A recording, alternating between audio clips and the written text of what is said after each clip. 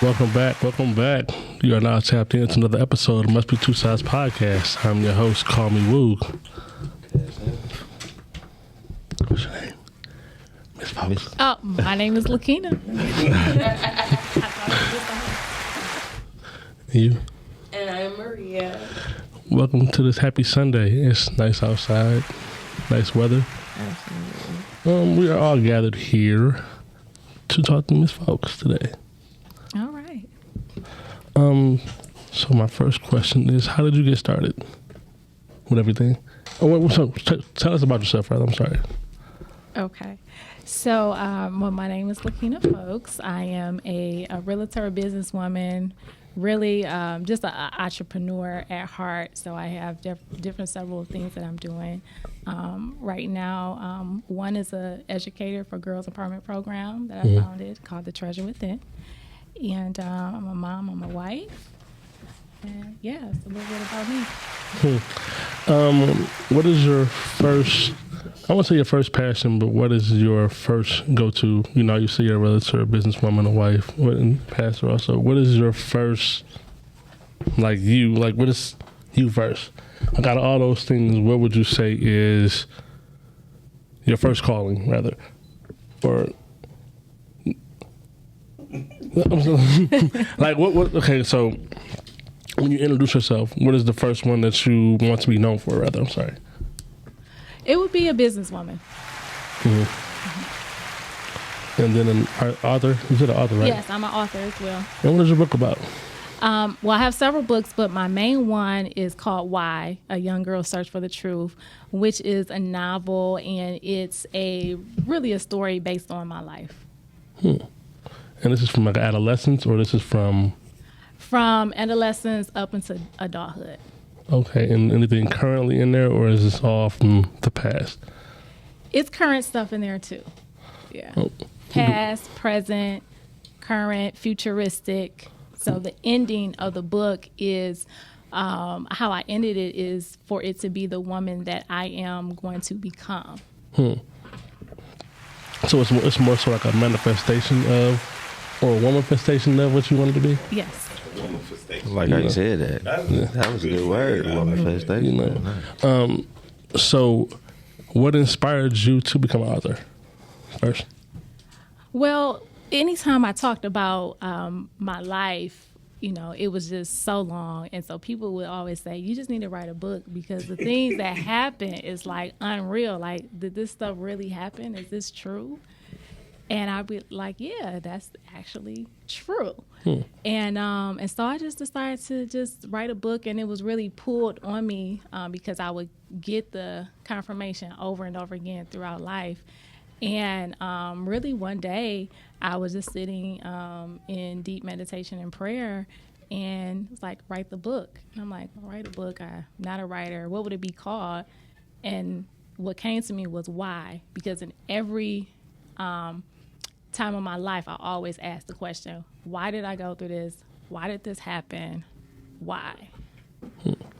And other books, are they close? Are they similar to this book, or are they just different books about different things? Yes, there are similar books. One is Dream on the Rise, to dream again. So things that you thought that you couldn't do in life, just begin to dream those dreams again and do them.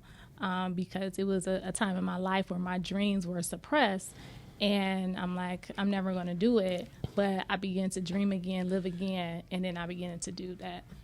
So what was holding you back from or suppressing your dreams from you following them?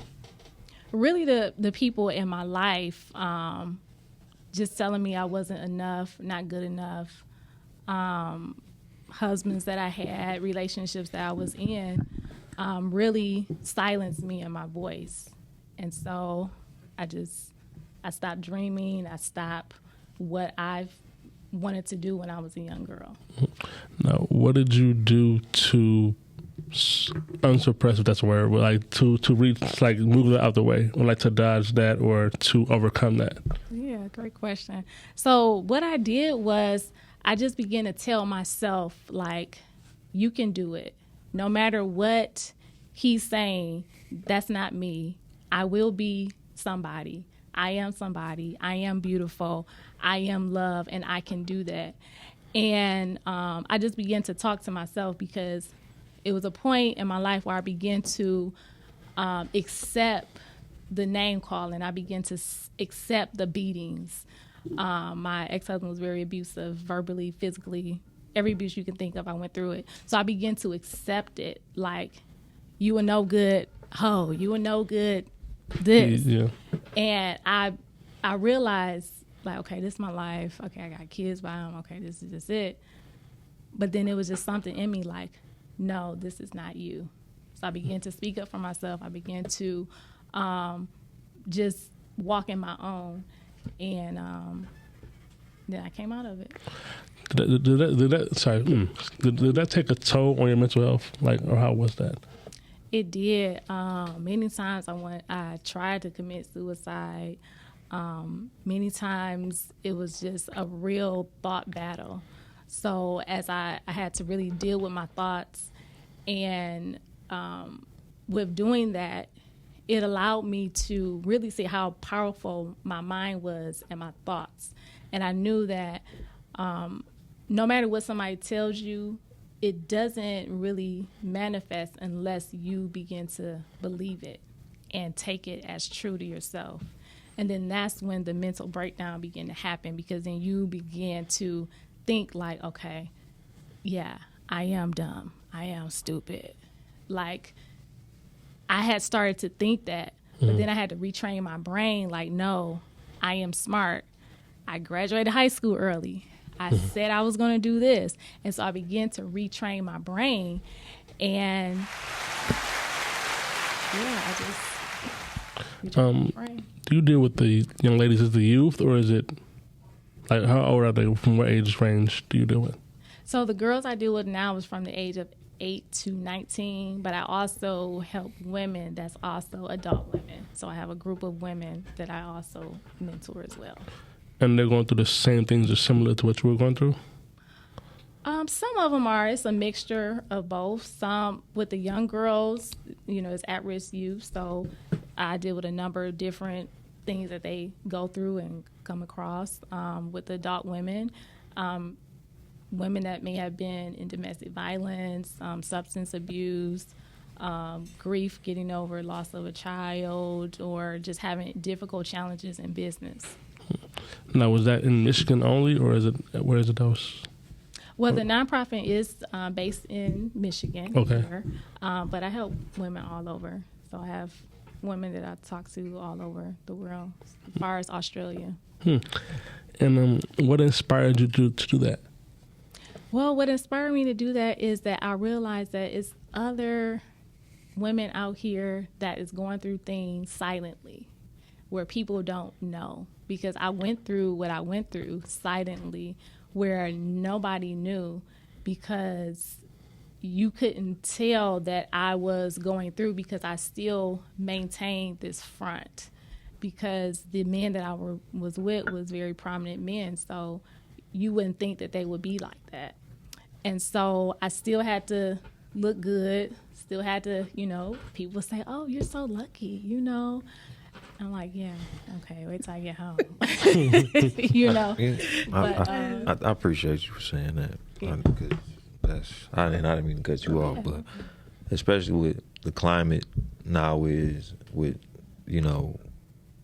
social media. Mm-hmm. And a lot of people get this mixed up as to, you seeing all this pretty stuff in public, but you don't know what somebody really got going on behind closed doors. Mm-hmm. And I think with you talking to the young women, I think that's what a lot of them are missing now, because everything is just, I want this powerful guy, I want this, and it is really the money thing, because everybody wants this image to maintain, but nobody really knows what people got going on at home. So. Yeah, absolutely. And I tell them, it comes with a cost. My first husband, he had a lot of money. When I married him at 17, at 16, I was driving a BMW to school, had everything. And he was whining and diming. He was way older than me. And girls look at that. And for me, I was like, yeah, I want a rough neck. I want somebody to rough me up. And then when I got that, I'm like, oh, I didn't really mean like this. I was just wanted the image. the tough boy. I didn't know it was all of this. Yeah. And so girls need to really understand it's power in your words and what you say you want. Like, Definitely. So when you're talking to the youth or you're talking to the ladies, what do you push the most to them?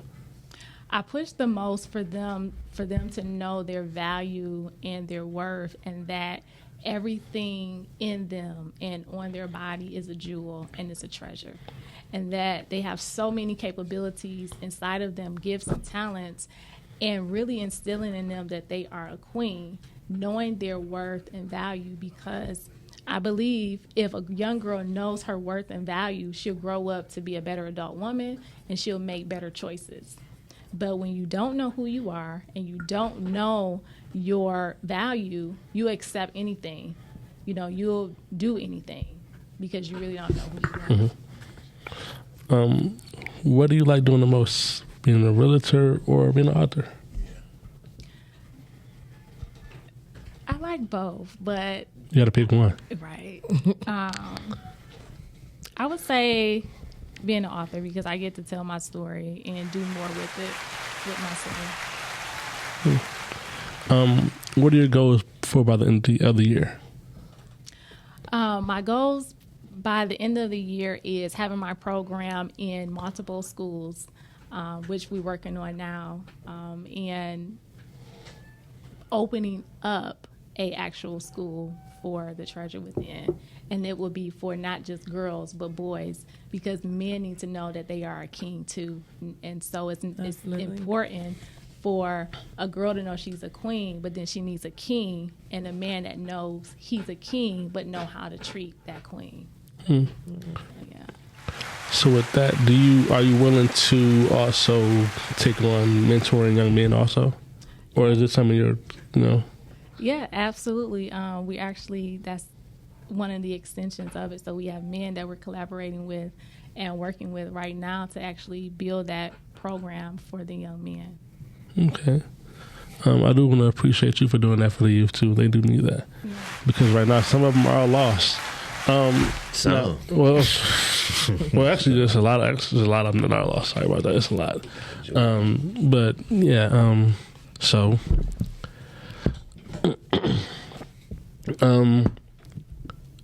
next question. Well, I actually have a question for you. So in your journey of understanding where you came from in the beginning of the domestic violence, because again, a lot of women, they've been through that. They don't talk about it. But where did you get your stance from where you was like, I'm done? Mm-hmm. So it was when one day it was a bad fight, and I said, I'm going to end my life today. I had at the time, I think I had 3 kids at the time. I have 6 now. And at that moment, because I didn't feel love, I didn't feel seen, and I said, well, okay, I see this brick building right here. I'm going to drive my car in the building and just forget it. Oh, well, who cares?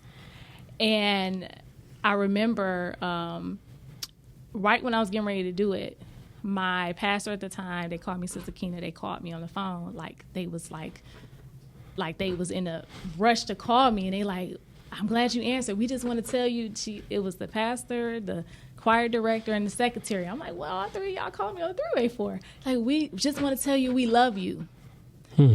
And it was in that moment where I stopped and I said, you don't even know really what that meant, because I was just made the decision that I was just going to end it and just drive my car. That was divine intervention. Exactly. It was.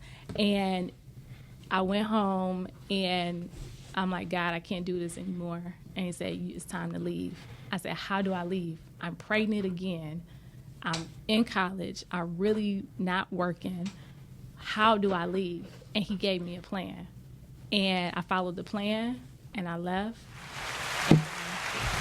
Look at you now. Yep. So you haven't looked back since. Yep. That's good. As far as for the youth, where can they find you at, or how can they reach you for the youth? Yeah, so they can go to the website. Is thetreasurewithinyou.org. We're on Facebook, The Treasure Within You. We are on Instagram _ The Treasure Within You. And is that like a link tree to your page also, or can they find that? Yes, they can go to LakinaFulks.com, and on all social media is Lakina Fulks. LAKINAFULKS, and that's on Facebook and Instagram. Okay, thank you.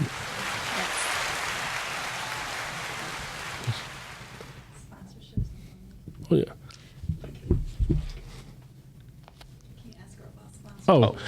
Sorry. Sponsorships. Oh, yes. So we have our upcoming Treasure Within program getting ready to start June 23rd.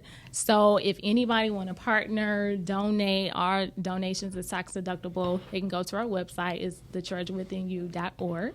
And there's many different sponsorship levels as well. Okay, and what will be going on? This is an event, or? Yes, so it is the start of the 8-week program. So every 8 weeks, every Friday, we meet, we pour into the girls, and then at the end, and so we do a number of different things within the program as well. Mm-hmm. So it's a class.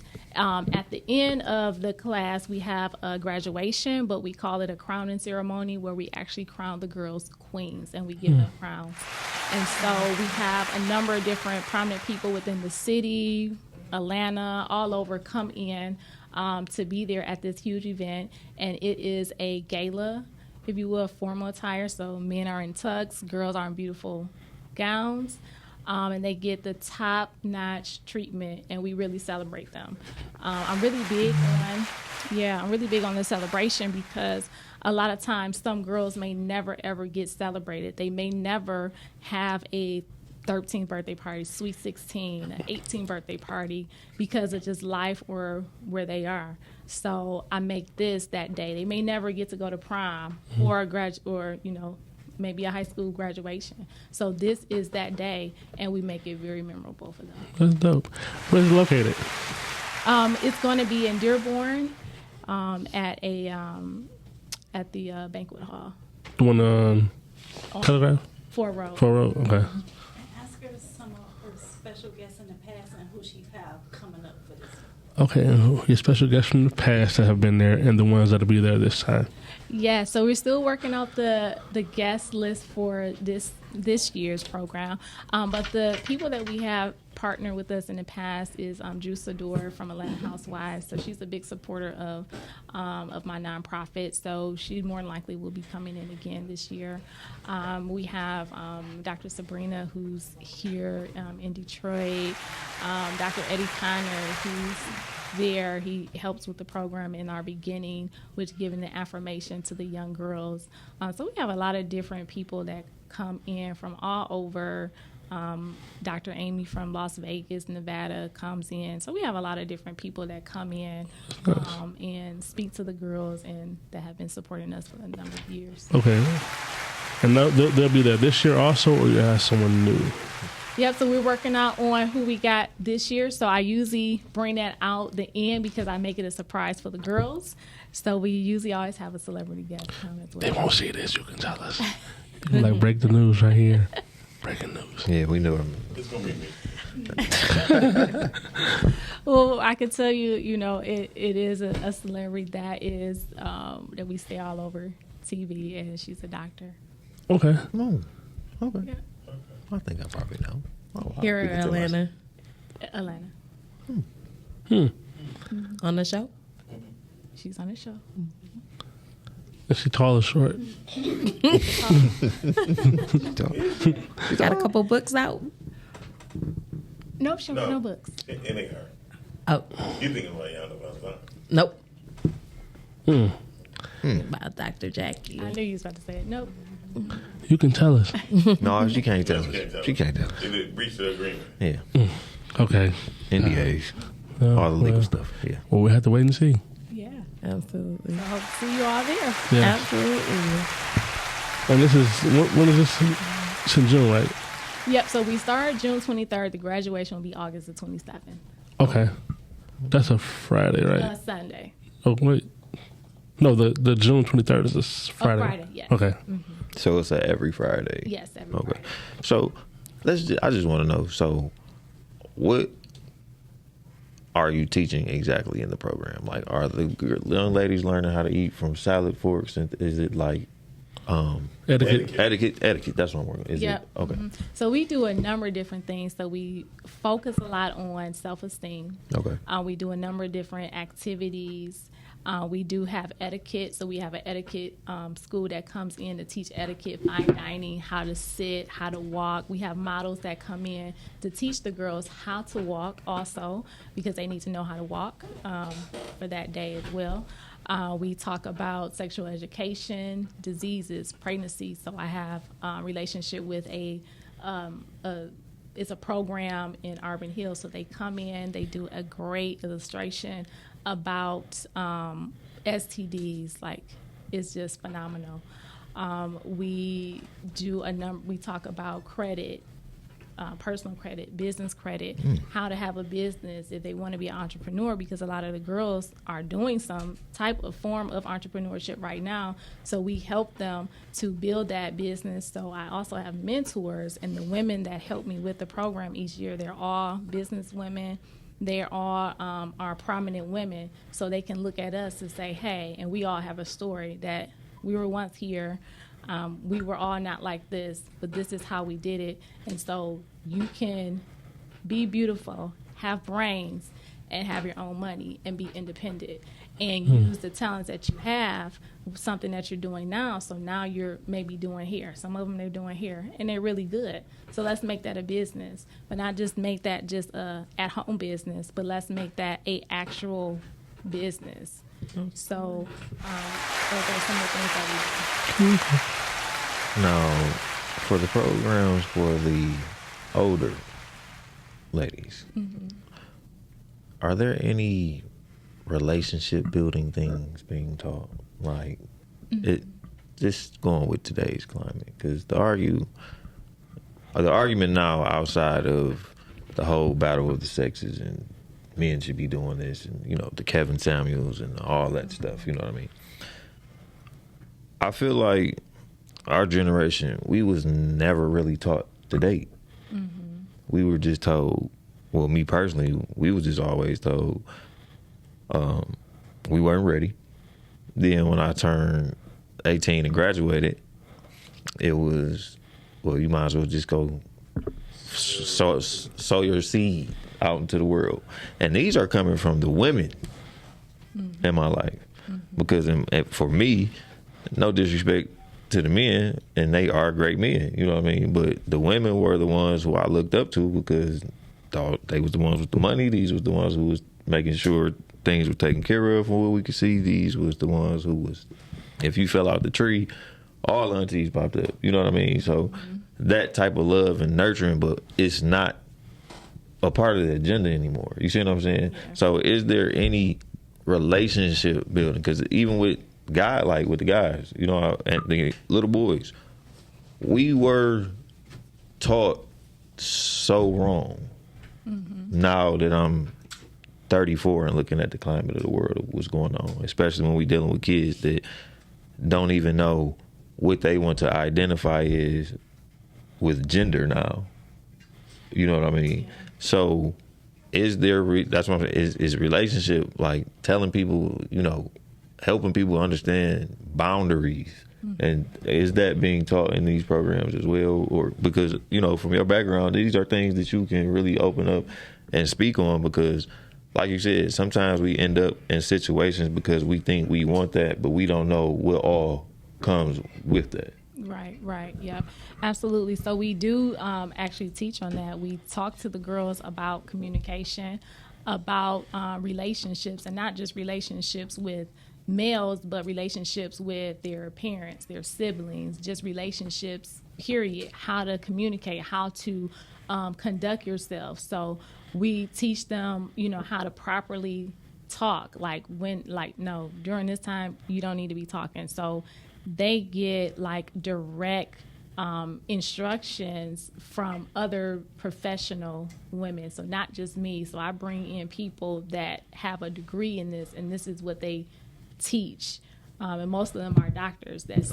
teaching them this. And we do activities so they can, kind of, I think for the young people doing the activity, it kind of embeds it more in them because it's not just talking to them. They actually get to exercise it and work it out. So we do activities, and it's been working. A lot of the parents see like so many good results. We get such good feedback from the parents where we even have some of the moms will come in and sit in the program because they like, I'm learning as a woman myself. Okay.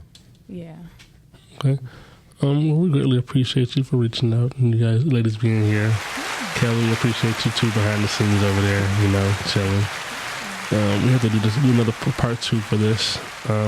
We'll be on time. Do apologize. Oh, no problem. Yeah. Thank you for having me. I mean, this has been really great. I like that blazer too. Oh, thank you. Thank you again. Thank you. Yeah, thank you. Thank you all. All righty. Well, Oh, yeah, we here. Oh, we here now. Must be 2 sides. We got Twist in the building. Yeah. He's coming up next. What's up, sis? What's up? What's you going doing, on? Nothing much, just so much. Glad to be here. See how things going. Yeah. Been watching for a long time. I'm very proud of both of you. Appreciate Oh, I it. So Appreciate it. proud of both of you. So, when you say you're proud of us, what changes have you seen? that One you in in a few changes is one. I'm glad that you guys are bringing out more people in the community. For one, 2, I'm also proud of the different work you guys are doing outside of the podcast, like the doing the viewings, doing the going to the cast shows. I definitely love the interview that you guys had at Foot Locker. What was his name?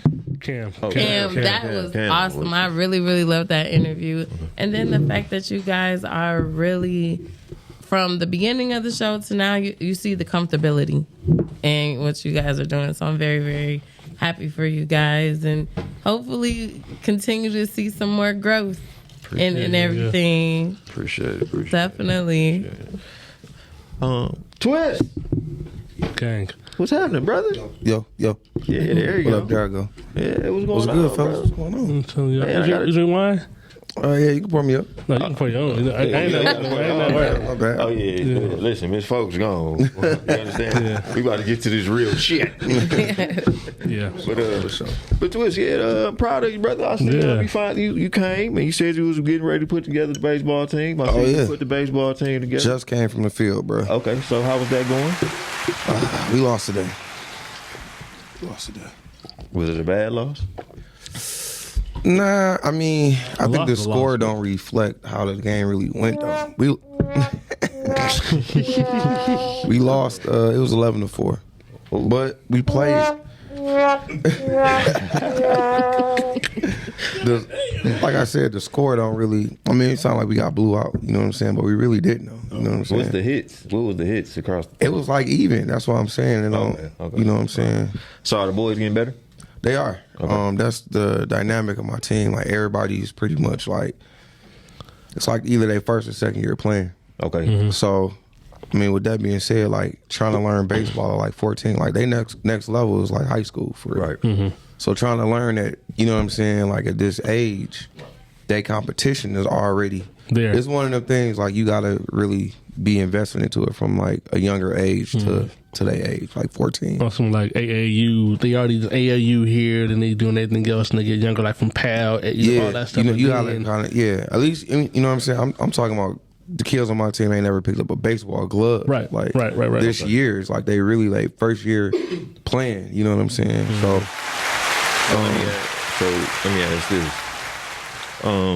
You know, sometimes people it be their first time.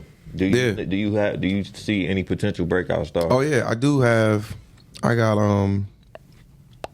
maybe like 3 or 4. There's I got a 11. Well, he just turned 12. Maybe Wednesday, and he's playing up in the 14U league, but he's like probably my best player, like for real. And it's his second year playing, but he's just a true athlete. Like if you're a true athlete, you know what I'm saying, you can get on here and do, you know what I'm saying, you can do some things. Right. But a lot of them is just, you know, they're just kind of like coming out and just, you know what I'm saying, it's their first time playing. They learning. But like I said, the battle, the difficult part of it, all of it is just like they competition level. Is everybody is expected to play. Yeah, you know what I'm saying? They got high schools already on their heads. Like, yeah, come on here. You know what I'm saying? So, man, I mean, we won our record. We 2-2, so we did win some games. Now, so, you know what I'm saying? It's not like we taking the L the whole season. You know, I mean, at least y'all like going out there like that goddamn D'Angelo Russell. Yeah. Oh yeah. You know what? I just thought about that. Yeah. You know what? Yeah. Right here. Yeah. D'Angelo Russell. I just want. You know what? Fuck you, man. You know what I'm saying? I've been going to bat for you all season, brother. And then you come in here in game 3 and you shoot 1 for 8. And then you got me in Twitter jail for some things that I said that I probably shouldn't have said on Twitter, but I can say it on Must Be Two Side. You ain't gonna be on the Lakers next year. LeBron ain't working. No, you need to be playing that. Do this. Yeah, he can play that. You know what I'm saying? There you go. Like a Warriors fan. No. Okay. No, I'm a Bronny fan. Okay. Are you working? I really was. I mean, because it's a family team. I understand, but guess what? Cancun. Anyway. Lakers next. Go ahead. Listen, it's 3-0. We got the king. You got the king. The chosen one. To come back 4. Hey, listen, man, don't sleep on it. I'm not. It'll be the first time, but Don't sleep on it. Anything can happen with the king. You know what I'm saying? Because this is here to cape for mental health, and this shit is playing with my mental health. I want y'all to know this. Okay, I'm sorry.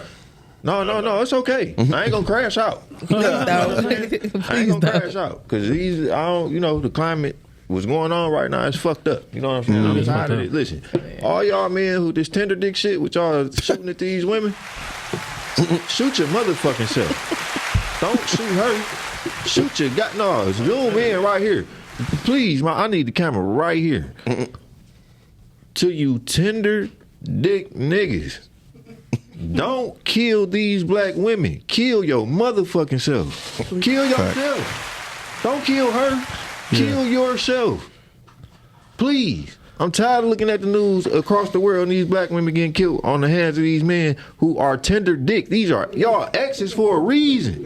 But it's really not even all their fault because at the end of the day, there's no justice for black women or women, period. That part. Like you get told at a police station, file a police report. Then what does a piece of paper do if he already knocking you upside your motherfucking, like I said, man, y'all tender. I'm tired of this shit. And it really rubbed me when Miss Folks was here to talk about that. You know what I'm saying? Because that's what's going on right now. And we be talking about all this other shit instead of what's really going on. Kill yourself, please. Stop killing these women. Right. And to y'all little boys out here thinking y'all are not shooters. Y'all not shooters. Yeah. It's crazy times, man. Y'all not shooters. Y'all not cut like that. Y'all don't see. The thing is, we tell these kids is you're gonna die or you're gonna go to jail. No, there's a part in the middle and I'm living it. It's called a wheelchair. I'm blessed and fortunate enough to where I can still do all of this. I can push myself up and down. You know what I'm saying? But there's other y'all homeboys out here getting hit. They can't move and y'all ain't all that gang shit don't mean nothing. Because the ones who you think gonna be there, they gonna flake on you because you can't go do what they need you to go do. How they need you to go do it. Wake up. That's real. Real shit. Real. You know what I'm saying? Like we be caring about all this over sexualized shit. Man.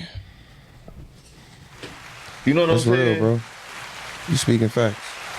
We care about all this over sexualized shit, right? And it be killing me.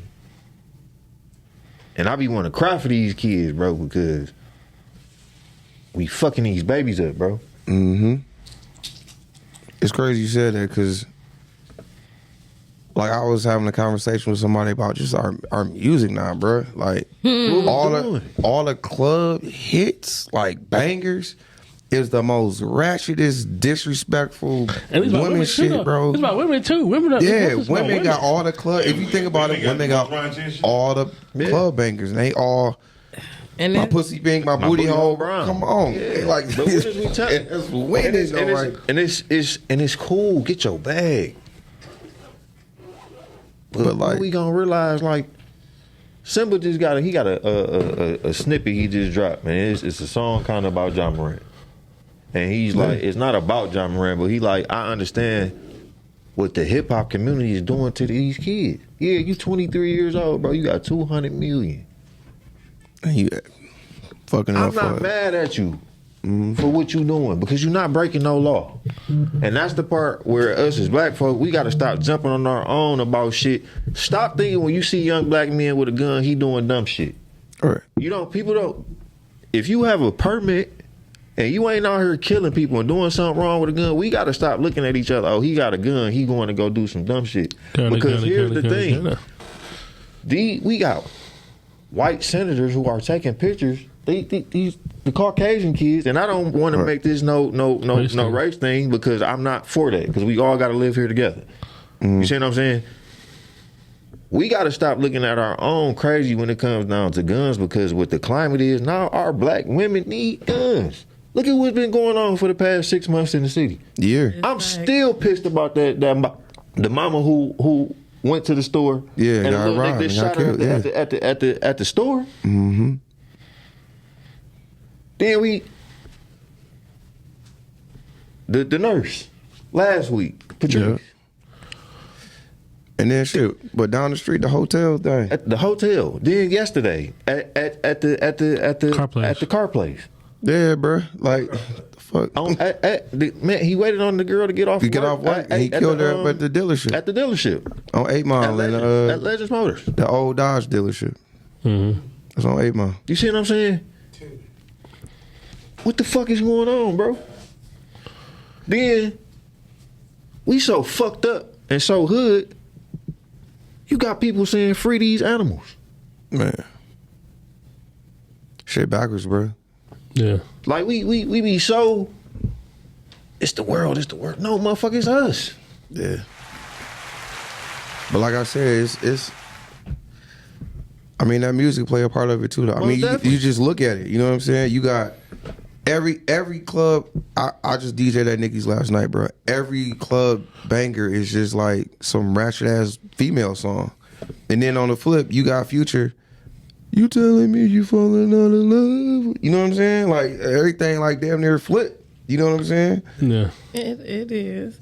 A lot of rappers. I mean, you know what I'm saying? They doing some soft shit now. Like not everybody, but you know what I'm saying? The majority like, of it is. It's got niggas It's so flip flop, and then we be wondering how come these kids don't know what they identify as. right. Exactly. Because men don't know how to be win Right. no more. But then also, the younger age don't know how to communicate with us. Like, just like you said earlier, talking to Ms. Lakeisha, where do we get the understanding at?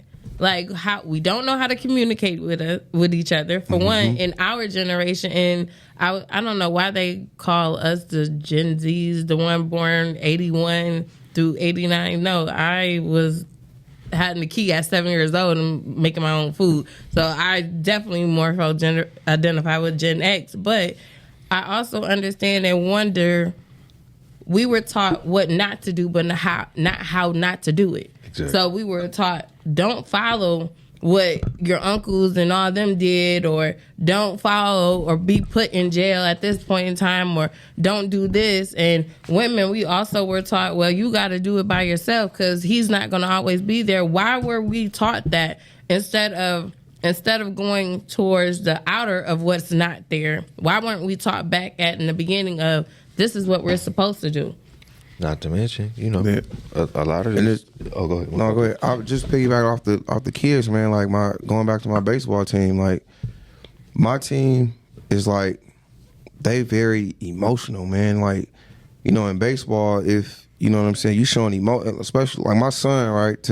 I go today's game. He a pitcher, you know what I'm saying? He pitching today. Oh yeah, the picture. You know, so but you're not supposed to really show no emotion. You're supposed to like, you know what I'm saying? Mm-hmm. Somebody get a hit off you, you make a bad play, you're supposed to like shake it off and get ready for it. Yeah. But that and doing all of it, you know what I'm saying? Like I more so be teaching them like, man, y'all gotta look in life. I bring life into the game. In life, things don't get hard and stuff. Y'all gotta, you know what I'm saying? You gotta stand up and be a man and accept your mistakes and know how to, learn from it. You know what I'm saying? Not to just fold. Our first game we lost, it was 17-5. No, 17-3. And I said, y'all, you know what I'm saying? Y'all folded. You know what I'm saying? The first inning, y'all just folded. Y'all collapsed. Y'all gotta stand. Y'all gotta, be a man. Man up. And man up and just, you know what I'm saying? Fight back. You know what I'm saying? Life is the same way. You gotta fight back. Mm-hmm. And everything ain't gonna be handed to you. They want to stand up there and get walked. You gotta swing the bat. You gotta take a chance. Mm-hmm. You know what I'm saying? I just teach. You know what I'm saying? So just piggybacking off the kids of what you said. You know what I'm saying? These kids, all it's 14 and under. They all boys and they just so emotional, man. I'd be like, bro, chill. And it's just like I don't. They're being raised by their mama. It's fact. That's another thing. The next thing is that's another thing too. Mama young. Ain't no big mamas, ain't no real grandmas no more. Mm-hmm. There are no real grandmas. You see what I'm saying? Like the dynamic of family has changed. Like you see your friends' kids more than you see your own nieces and nephews. With us these days, like, and from a social media standpoint, some of these kids, I done watched y'all through social media. Right. Like, so it'd be like with my own daughter. You know what I'm saying? Everybody know who Kendall is. I'm that type of daddy. They know who my daughter just graduated 6th grade on this past Friday. You know what I'm saying? And I'm starting to see with my own kid, like, dang, you starting to get older. But see, the difference between my kid and everybody else is my daughter don't have a phone, nor does she have a tablet. Smart. So all that social media stuff, she's not doing that because I done already cut that. Because when I let you have that freedom, you already showed me like you're not ready. No, you ain't ready. Cause if you look at if you like statistics, they say 70% of black men equal the prison system, right? 70% of black men is raised by single parent mothers. It adds up, and it's real. Then it doesn't make it no better that the government has made it even worse because I'm starting to get more into that little stuff as far as like with the whole how Section 8 started, and y'all pushed the daddies out the house. Yes, because you were not allowed to get any assistance if you had a man. If you had a man. That and welfare, and it's still like that now. You see what I'm saying? And it's like, so because as a man, I'm doing all that I can do the right way, and is grown men who out here breaking their back the right way, not breaking no laws, and still barely got a pot to piss in the window to throw it out of, and breaking their backs for their family, and outside to get some outside help. You gonna tell me I gotta leave? Right. When it's my house. Shit crazy, bro. And it's like, what? And this is the thing. It's kind of like now I'm kind of on some shit like, well, when do us? Who helping us? Nobody. And the whole welfare thing. I'm sorry, I'm like it's the woman's fault. She decided to take the bag over taking the man in the house. Exactly. Same thing in music. They take the bag over the insurance of their children. Cardi B start backing off of it. If you notice, if she had children, she like, hold on, wait a minute. She don't even come out with music like she used to. Yeah. Mm-hmm. Yeah, she said the reason, she ain't came out with an album in like years, to be honest with you. Like, she came out with a couple singles and features, but she ain't come out with no album. And she said, really, she just been kicking it with her kids for, you know what I'm saying? And this be the thing, I don't be knocking that. All right, and I'm on the same. You feel me? Tip too, yeah. It's like the shit we be doing really be bullshit. Right. You feel me? Like a lot of stuff like this whole thing that we living on, like I don't know what's been going on with me mentally. You know what I'm saying? But it's kind of like I've really been waking the fuck up. It's called Like- acceptance and understanding and the change of who you become. Because honestly, when my mom passed, that's when the light went up in my eyes. Because I realized my queen was gone. The person that I knew, I was raised by a single mom. And also, I was particularly taught, because I did not have anything, a man wasn't necessary. So because my mom owned her house, owned her car, owned businesses, I didn't see any way, shape, or form that a man was needed. So when I grew up, and a lot of people, especially, family and friends, was like, you dating dudes that don't got nothing, because I got everything. Right. So the only thing I technically need him for is emotionally to do something for me, or physically do something for me. Right. I mean, I think that, a man in a kid's life, you know what I'm saying? It's just, Pivotal. It speaks. Yeah. Volumes. I got a kid on my team right now, and his mom basically told me, they was about to move out of state.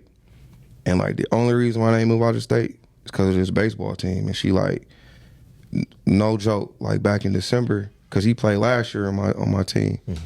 And she said, he's in the 6th grade. She said this is the best he's ever been since kindergarten. You know what I'm saying? Just because he got emotional problems, you know what I'm saying? Going through some things, with his, and she was like, this is the best he's ever been since kindergarten. And he's in the 6th grade, bro. You know what I'm saying? And I'm just coaching, but you know what I'm saying? We be But it's needing an bro. influence It be that you don't Exactly. have. Yeah, I treat the whole team like they my kids. I yell at them like they my kids, and you know what I'm saying? I reward them like my kids. Like a mentor. So. Yeah, you know what I'm saying? I had the whole... Coach, but you really this the thing, when they that young, people was laughing. When you watch Remember the Titans, remember when he asked him who your daddy was? Who your daddy was? Bertier? Yeah. With them, coach, that's Pops. Because if you really... Them coaches who really treat the team as a team, and even with the star players, you getting in their ass like how you get in the ones who, you know what I'm saying, not really gonna get as much PT. It builds a brotherhood within that hey, we all equal, and I want to make sure that I'm looking right in their eyes. You got to think, look how many players go back.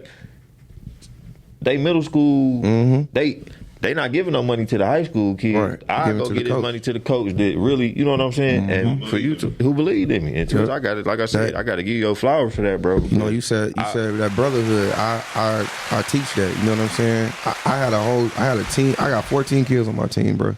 I got a 1,600 square foot house. I had the whole team spend the night at my crib, just so they could. Half of them ain't never spent the night anywhere. You know what I'm saying? Right. But I wanted them to bond, and I wanted them to go through something together. I mean, it was more than, it was 8 out of the 14 ain't never done that. You know what I'm saying? Right. And they, they have fun. They gonna be kids. They did with it. You know what I'm saying? But that's just something that I want them to go through things together, because when I was coming up, just looking back to when I was their age, that was that's still a highlight of my life. Yeah. Playing, youth sports and shit. You know what I'm saying? So, hey, Twist. Yo. I need a Ravens jersey too, by the way, bro. Hey, them jerseys sweet though, man. I need a Ravens jersey. Yeah, we went all out. We had some guards jerseys last year.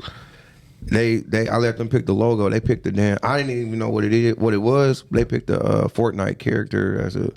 So we was looking hella trash. You know what I'm saying? I'm just gonna say what it was, bro. Hey, listen, you said this. I'm before. what the heck? Everybody oh, that's such and such from Fortnite. I'm like, y'all niggas didn't pick the Fortnite character for our logo, bro. Yeah, mask. Man. And you see how you kicking it with them too? Yeah. You kicking it with them at a kid friendly age, but still big brother, you know what I'm saying? Accept that influence. But I gotta thank y'all for coming out. Appreciate that. It's always fun coming through. Shout out to King of Fulks too. Before we do get out of here, June 25th, Keys to the City 16. We will be back in the building. Shouts out to Roseline. Shouts out to Key. Shouts out to Shay. Shouts out to Mac. Thank you, the viewers. Thank you, our guests. This must be two sides. Okay. Oh yeah, thank you, Miss Fulks. Thank you, Miss Fulks. This must be two sides. We out here. Okay.